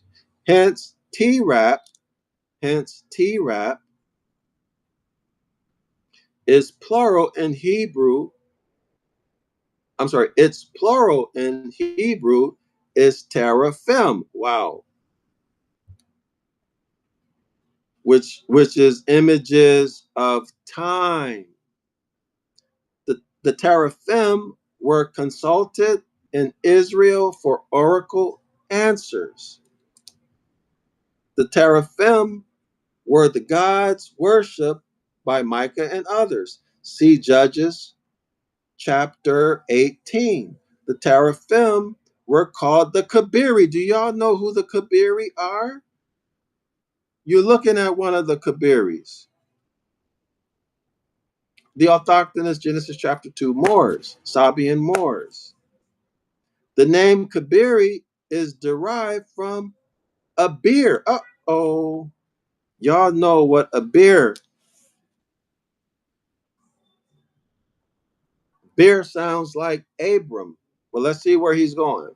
One interpretation of which is great. Kabiri were the sons of Eber, of Sutek. Well, you can't make this up. Or Kapha, who are readily traced back to the seven sons, all sevens traced back to the thigh of the great bear, who represents the great mother Typhoon. Okay?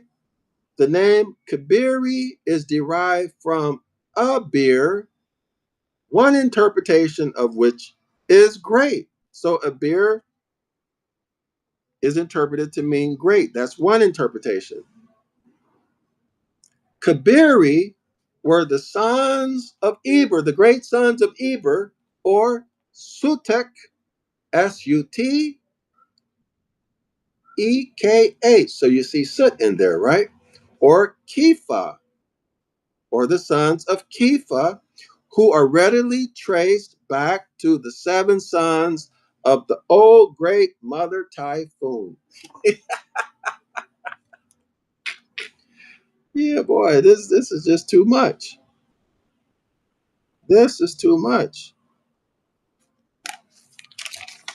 Y'all see how the story is in the words? So they cannot hide anything from you if you know this science. Take a look at this, y'all. Pause it on the replay. Huh? Read this, pause it. Pause it on the replay. Y'all take a look.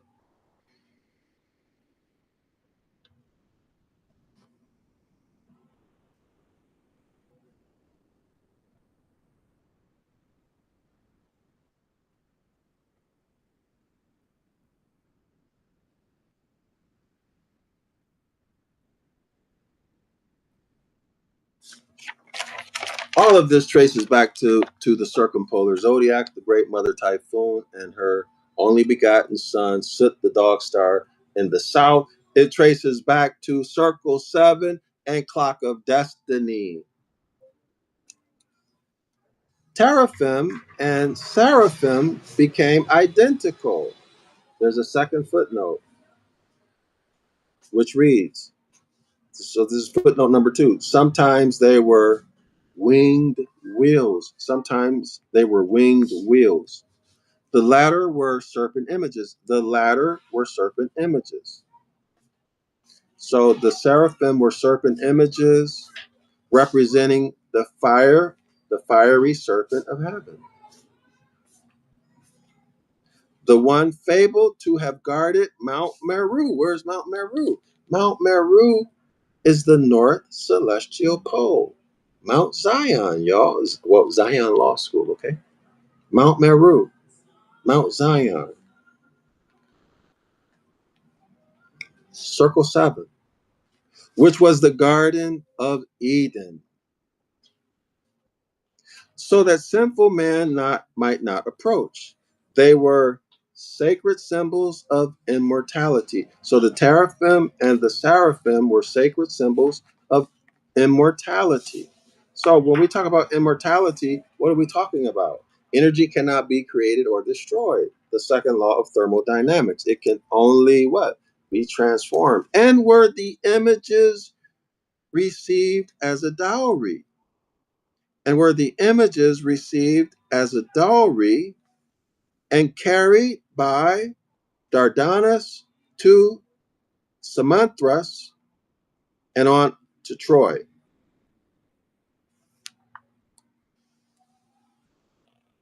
Teraphim and seraphim were worshipped ages and ages before the Christian era. So Dennis is explaining the teraphim says, let me repeat that. So Dennis, in explaining the teraphim, says they were made and composed after the position of certain stars and planets and according to figures that were located in the sky and called tutelary gods. Maimonides writes that the worshippers who carved images, which were Jewish oracles, quote unquote, claimed that the light of the principal stars, then it says here in parentheses, planets, permeated these through and through. The angelic virtues, in all capital virtues, virtues, and in parentheses it says regents of stars and planets.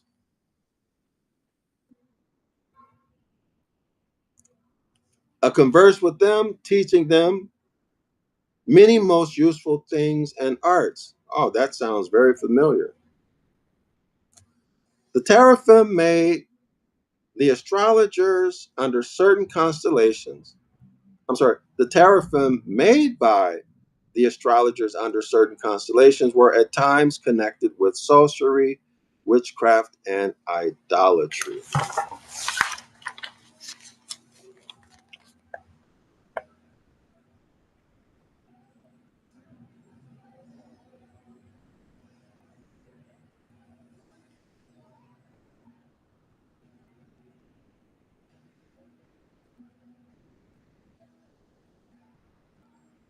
Okay, Empress Roro right. Empress Roro Armina writes in her comments. She says, yes, the information is good. I'm behind about 4 minutes. So I guess there's a 4 minute delay, y'all, in the transmission in my signal. Okay. So let's go over to page 165.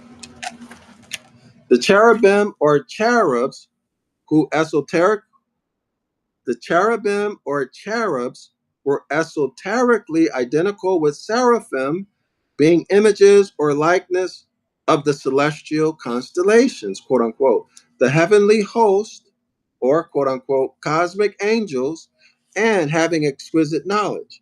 It is said of the seraphim that they know most, but the cherubim love most.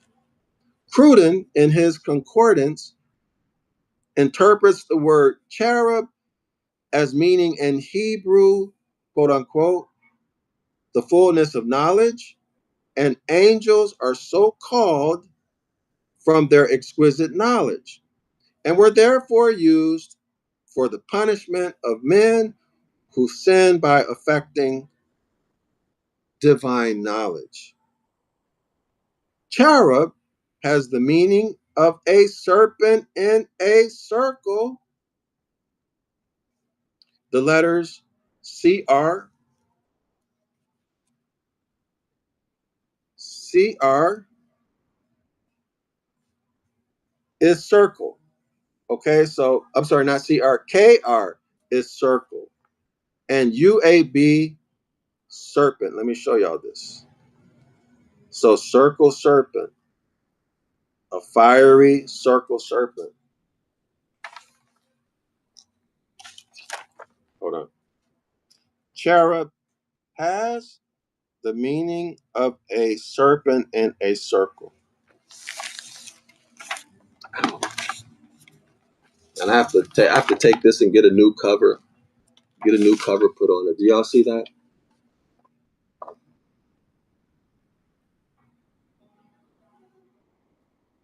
Everybody see what I marked?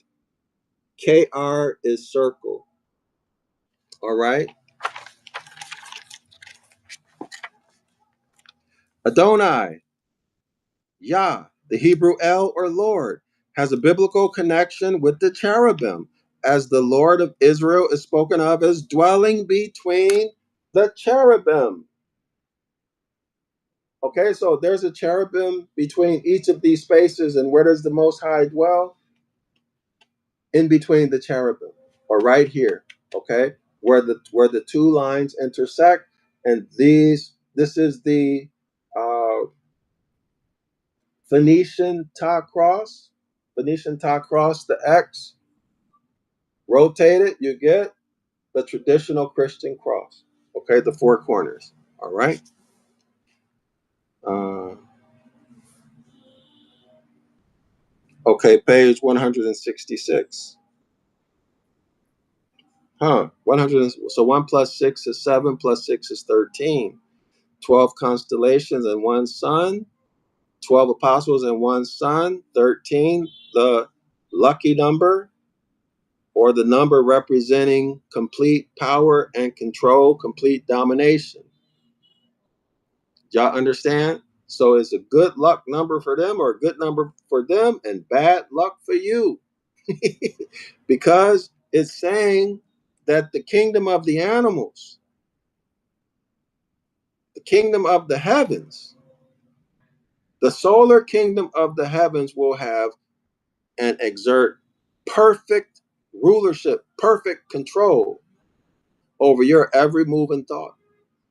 Bondage. Y'all understand?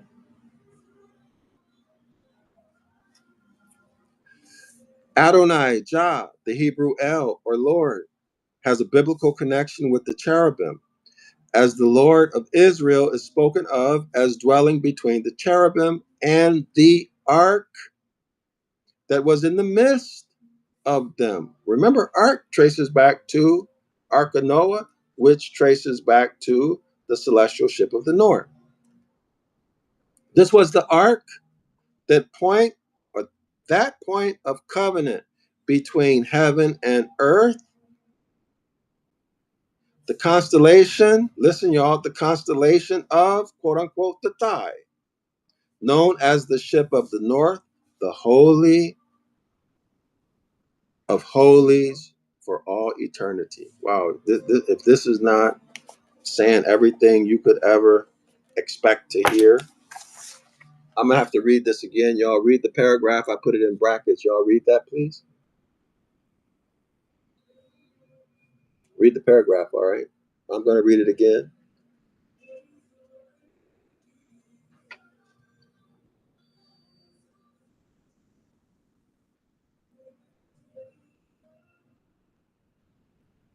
Let me read it again, y'all.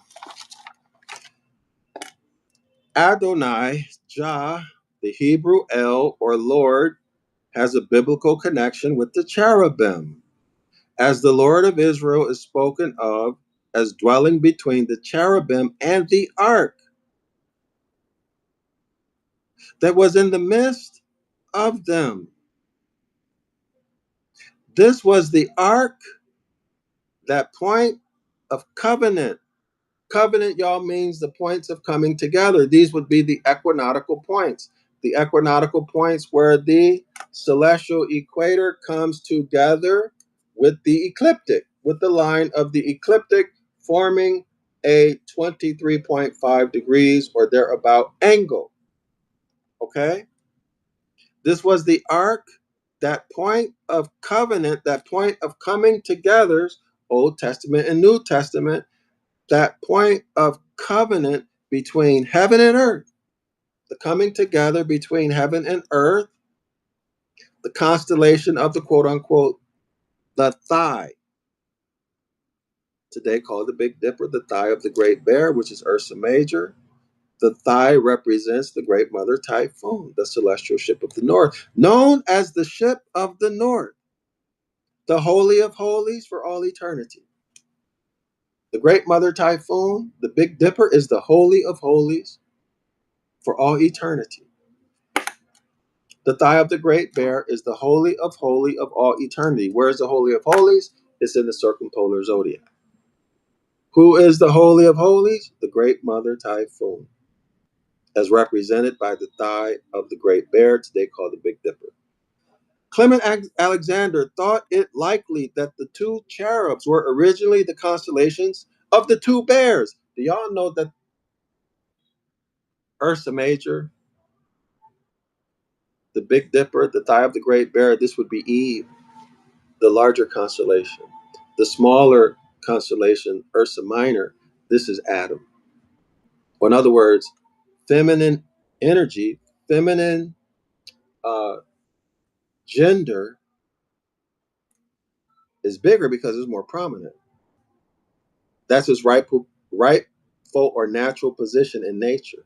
Masculine energy is the smaller Big Dipper because masculine energy is less prominent in nature. Okay? So, the Hermetic law of mentalism, which is consciousness, is the source for the other six Hermetic laws. And this consciousness or mentalism, this would be the ultimate God in whatever your religion is. Okay, y'all? And then the Holy Spirit would be the law of gender, the second most powerful force or most prominent force in the universe, the first being mentalism or consciousness. Okay? All right. So let's continue.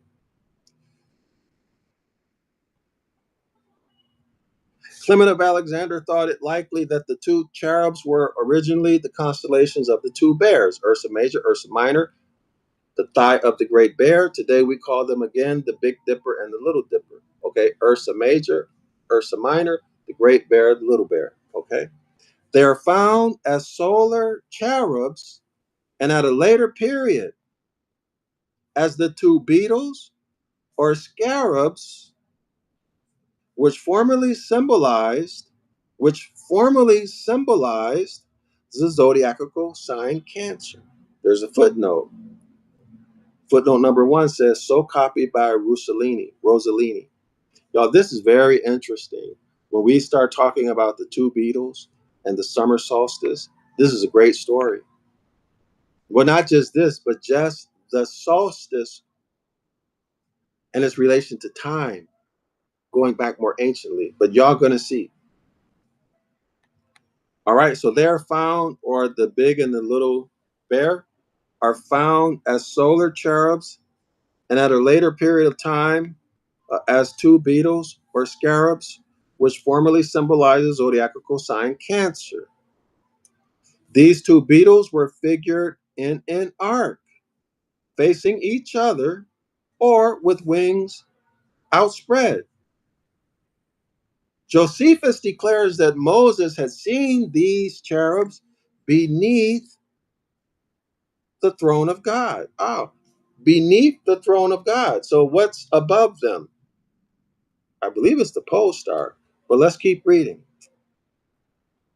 Moses had seen these cherubs. Well, Josephus declares that Moses had seen these cherubs beneath the throne of God, which astrologically represented the North Pole. Okay, so the throne of God is the North Pole, under which are the two constellations of the Great Bear. The beetles were the transformers. There was a quote unquote gate that opened one way for the descent of the SUN sun, and afterwards of the souls, SOULS, to earth, to the lower of the two regions. So is he talking about the four corners, the celestial genitrix, the celestial womb in the north? Okay. The other way being the outlet to the land of eternal birth in the eschatological phase of the celestial imagery. So this is footnote 2. This citation is from Gerald Macy in the Book of Beginnings, Volume 2, page 310. By tracing back to its starry Sabian origins, one is sure to find a safe original anchorage. Now, the author is just telling you that everything in the solar zodiac traces back to the circumpolar zodiac, the Great Mother Typhoon, Circle 7, Clock of Destiny. This is what the author just said. I'm going to show it. So that would mean what, y'all? Well, everything that's in the solar religions trace back to the solar zodiac. And the solar zodiac traces back to the circumpolar zodiac, the Great Mother Typhoon, Circle 7, Clock of Destiny, Natural Law, Do No Harm, Workshop of the Mind, Celestial Time Cycles. Y'all see Jeremiah 8:8, how it played out? How Jeremiah 8:8 played out? Okay? All astronomical myths began with the dark or night, the primordial Typhonian cult.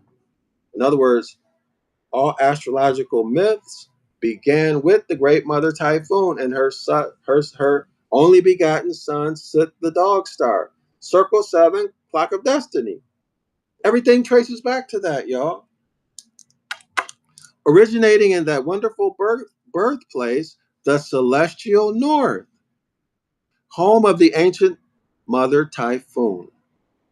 In inner Africa, the symbols and types of the primal Typhonian cult still remain extant in primitive form as they obtained previous to the immigration down the valley of the Nile, which initiated the civilization of Egypt itself. And of course, we know that ancient Kemet is actually the Americas. It's much more ancient than what's over there in Africa. And that's why they hide it. And they've tried to destroy it, just like they've destroyed the Sabian temples. They're probably actually not even destroyed. They're probably just flooded underwater and still present. Y'all know that's why they flooded those temples, right? They wanted to destroy the evidence, because if we could get there and see the evidence, it would be clear where these solar religions and solar zodiacs have their origin. All right, it would be clear as day. So they covered it up. Why? Because they are liars. They are a fraud, identity theft, thieves. All right, y'all. I'm tired. I've given you 2 hours. Well, just one more paragraph. Page 167. 7 and 7 is 14. 1 and 4 is 5. The map of the heavens, the measuring of time, and the revolution of the stars were conceived by the ancients, that would be the Sabian Moors, the Kemites, the Hamites, etc., for purposes of practical usage and human guidance. Of course, not human. It would be the guidance of men, because human is a contracted form of Han Uman, which is a hybrid, which is Genesis chapter 1, verse 27, created creature, which is a Yaqub story. Their observations became facts and were recorded in their astronomical mythology. They observed and connoted with great accuracy the motions of the SUN sun, the moon, and the stars. In the biblical Genesis, we are told of divine creations, and that when they were accomplished, the Elohim, this is Genesis chapter 1, saw that everything was saw that everything was created good. Now, isn't that interesting? If you are the ultimate power, whatever you create should be perfect. Good is not perfect. Good is letter C grade, or you got a C on your exam. Well, a C in most cases, well, a C should not be acceptable, right? The only acceptable grade should be a B or an A. So this all powerful deity, if we look at it as, as the Elohim being the creator, he can only do a C job. Y'all see it?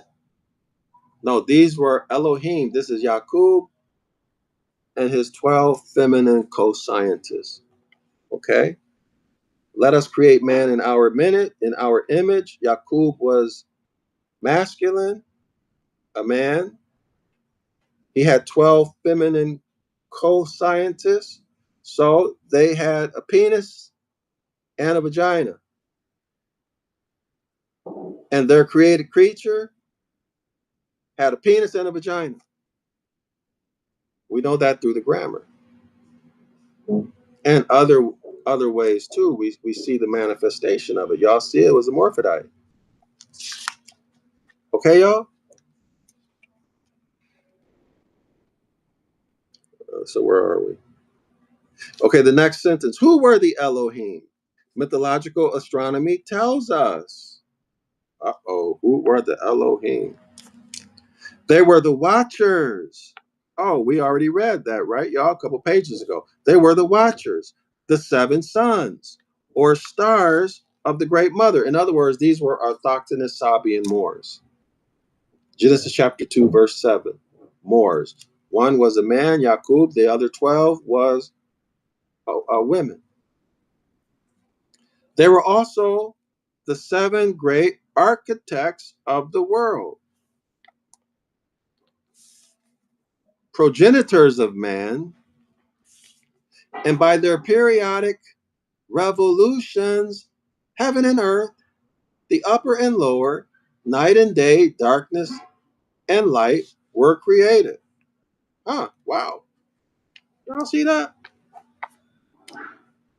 Quote unquote, wisdom has builded her house. She has hewn out her seven pillars. Proverbs chapter 9, verse 1. 10 is 9. Okay, so this is describing feminine or the great mother. Okay. Anyway, let's continue. And her foundations were laid by those seven great stars that were first noticed encircling the poles. Wow. That would be the Big Dipper, the thigh of the Great Bear. The Egyptian word for create is Kerat, K-E-R hyphen A-T. This is the word for create. Okay, the Egyptian word for create is K-E-R hyphen A-T. Ker, K-E-R means a curve, and at A-T means a circle, and quote unquote, by the circle of time was curved. Carved and created the heaven of symbolism. Of time was curved, carved and created the heaven of symbolism. The earliest circle makers were the seven stars, circle makers, seven stars, circle seven. The earliest circle makers were the seven stars, the Elohim, who founded the first celestial chart of phenomenal or visible origin. Y'all got that? What a paragraph. That's why C. M. Bay tells us, talks about it is the Moors who are the only supreme beings. And then he relates it to the four corners. Okay, he relates it to the four corners or the four gates. All right. Legends of all countries, instinct with great beauty and uplift of thought, tell of the seven. Everybody know us. The Rashis of Egypt, the Hogates of California Indians, the spirit of the great bear in Egypt, China, and Japan, the seven branched candlestick, the seven spirits before the throne, the seven pillars of wisdom, as well as the seven gifts of the Holy Ghost, typifying the seven stars revolving around the Great Mother, who in those faraway times was known as the living word, who was known as the living word. Well, the Great Mother, y'all, is the Hermetic law of gender. The Hermetic laws are the word of God. The laws of the universe are the word of God. All right, y'all? Hold on. I'll let y'all see this. Y'all take a look at that. Y'all see all them sevens? All of them trace back or reference to the Great Mother Typhoon.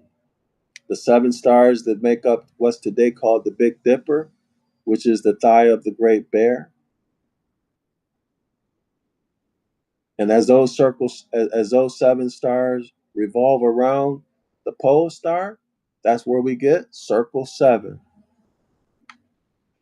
Okay? The handle, or which is the tail of the Great Bear, the handle of the Big Dipper, is the minute hand of the clock of destiny, and Sit the dog star in the south celestial pole is the hour hand of the clock of destiny. Okay? Celestial time, the clock of destiny, circle seven, and the clock of destiny. Okay? When the Moor stands up, his head represents the north celestial pole, the mindset of our ancient foremothers and forefathers, which is circle seven, clock of destiny, natural law, don't steal, or stated differently, don't injure anyone, the workshop of the mind, and celestial time cycles. Okay, the whole solar zodiac is a remix and a reposition or a plagiarization of the circumpolar zodiac, which is the only and the original or true zodiac. And it is the mindset of our ancient foremothers and forefathers. It is not the solar zodiac. I hope everyone sees this. Let me see if I can. Y'all gonna have to pause this on the replay. Okay, I'm gonna take this down. So y'all read that. Okay. Sorry, I'm not able to do better. I don't know how to do a screen share. I don't even think you can do a screen share in Rumble, in the Rumble app. All right, y'all. So we're gonna pick it up tomorrow on page 100, and well, tomorrow will be this evening for you guys on page 168 if you want to study in advance. All right, I enjoyed this very much. I'm going to go back and study that part more and more and more. Assalamu alaikum. Shalawama. Islam to all the Moors. I, self, law, am master. I see y'all on the next one. Y'all make sure y'all like and share this video, okay? Like and share the video, especially if you've been here longer than 5 minutes, and especially if you learned something. All right? Subscribe if you haven't subscribed. Help me get this information out. Don't hoard the information, all right? Don't treat me wrong, all right? You be good to me. Assalamu alaikum. Shalawama.